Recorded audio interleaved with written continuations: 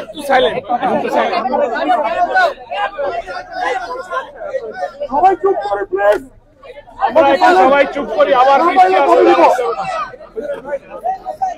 হ্যাঁ, কি নিয়ে আসলে আপনি শুরু করেন। আচ্ছা, আমরা সাংবাদিক বন্ধুগণ আসসালামু আলাইকুম।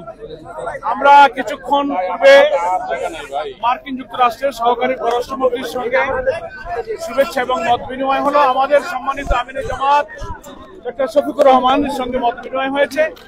এক্ষুনি তিনি মত বিনিময়ের উপরে খুব সংক্ষিপ্ত ব্রিফ করবেন আপনাদের সঙ্গে। আপনারা একটু প্লিজ সাইলেন্ট থাকবেন, তাহলে শুনতে পারবেন। ওকে, আমরা সাইলেন্ট, সবাই সাইলেন্ট। জি, আসসালামু আলাইকুম। আপনারা ইতিমধ্যেই জেনেছেন মিডিয়ার মাধ্যমে এবং এখানে এসেও জেনেছেন যে আমেরিকার দুইজন ডেপুটি অ্যাসিস্ট্যান্ট ফরেন সেক্রেটারি আজকে আমাদের দেশ ভিজিট করছেন। আমাদের সাথে এটা তাদের দ্বিতীয় মিটিং। এর আগে তারা বিভিন্ন পাবলিক এবং প্রাইভেট বিশ্ববিদ্যালয়ের বিসিদের সাথে বসেছিলেন। সেখানে মত বিনিময় করার পরে রাজনৈতিক দল হিসেবে আমাদের সাথে তারা প্রথম বসেছেন। তাদের সাথে আমাদের খোলামেলা কথা হয়েছে। তারা বাংলাদেশের বর্তমান রাজনৈতিক অবস্থা জানতে চেয়েছেন। তারা আগামী ইলেকশন কখন হবে, কিভাবে হবে, এটা জানতে চেয়েছেন। তারা জানতে চেয়েছেন যে সবগুলা দল রিফর্ম চাচ্ছে, সেই রিফর্মটা কি হতে পারে, আমরা কি চাচ্ছি, আমরা যদি আগামীতে দেশের দায়িত্ব পাইতে হলে আমাদের ইকোনমিক পলিসি এবং ফরেন রিলেশনটা কেমন হবে। তারা রিজিয়নাল বিভিন্ন বিষয়ে, আঞ্চলিক বিষয়গুলো আমাদের কাছ থেকে জানতে চেয়েছেন। আমরা এই সমস্ত বিষয়ে তাদের সাথে খোলামেলা কথা বলেছি। তারা মাইনরিটি ইস্যু নিয়ে কথা বলেছেন।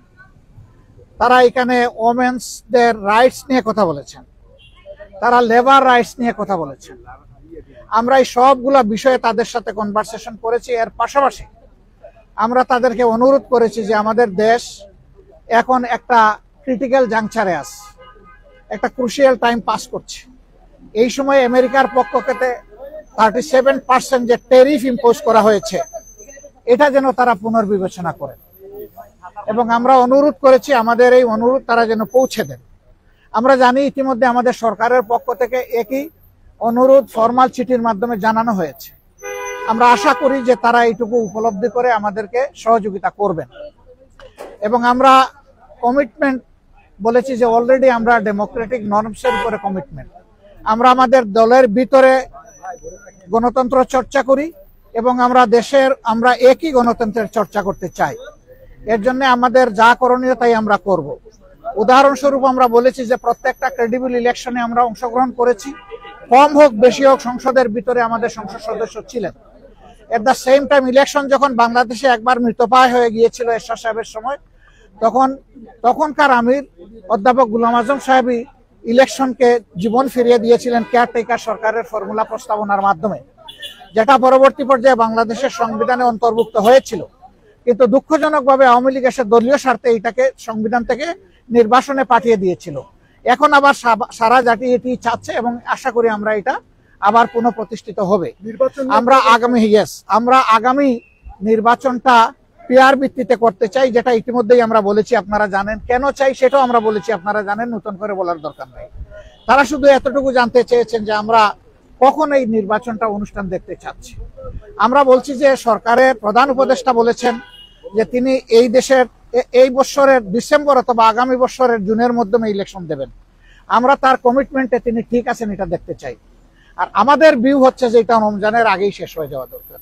ওই জুন পর্যন্ত অপেক্ষা করলে তখন বর্ষা, ঝড়, ঝাপটা, বিভিন্ন ধরনের প্রাকৃতিক দুর্যোগ আসবে, তখন আবার ইলেকশনটা অনিশ্চিত হয়ে যাওয়ার আশঙ্কা দেখা দিবে। আমরা এই জন্য চাচ্ছি ওই আশঙ্কার আগেই, রমজানের আগে যাতে এটা হয়ে যায়, আমরা সেটা আমাদের মত। আমরা বলেছি যে এরকম